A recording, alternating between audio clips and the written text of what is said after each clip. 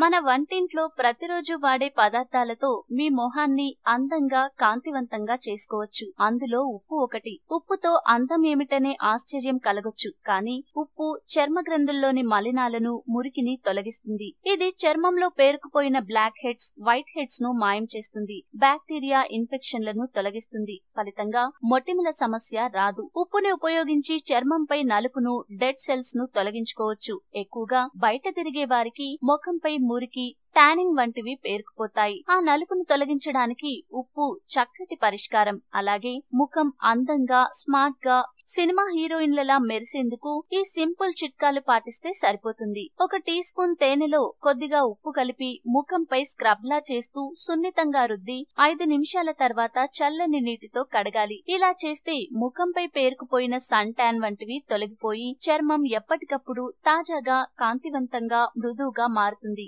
ఇది మొటిమలను తగ్గించడానికి చక్కగా పనిచేస్తుంది. 2 టీ స్పూన్ల నిమ్మరసంలో పావు టీ స్పూన్ ఉప్పు కలిపి ముఖానికి రాసుకుని మర్దనా చేసి కడిగేయాలి. ఇది జిడ్డు చర్మం వారికి బాగా పనిచేస్తుంది. ఇలా వారానికి 2-3 సార్లు చేయడం వల్ల మొటిమలు రావు. అంతేకాదు, మొటిమల కారణంగా ఏర్పడిన మచ్చలు తగ్గిపోతాయి. పచ్చి పాలను ముఖానికి అప్లై చేసి ఆరిన తర్వాత కొంచెం సేపు మర్దనా చేస్తే చర్మంలోని మురికి, మృతకణాలు పోయి చర్మం అందంగా, ప్రకాశవంతంగా అవుతుంది. అయితే పొడి చర్మం ఉన్నవారు ఇలా చేయకూడదు. పొడి చర్మం ఉన్నవారు 1 టీ స్పూన్ కొబ్బరి నూనెలో కొంచెం ఉప్పు కలిపి ముఖానికి పెట్టి సున్నితంగా మర్దనా చేయాలి. తర్వాత నాణ్యమైన ఫేస్ వాష్ తో శుభ్రంగా కడుక్కోవాలి. ముఖ్యంగా ఉప్పుతో కూడిన చిట్కాలు ట్రై చేసేటప్పుడు కళ్ళలో పడకుండా జాగ్రత్తగా ఉండాలి. సెన్సిటివ్ స్కిన్ వారు ఉప్పు వాడరాదు.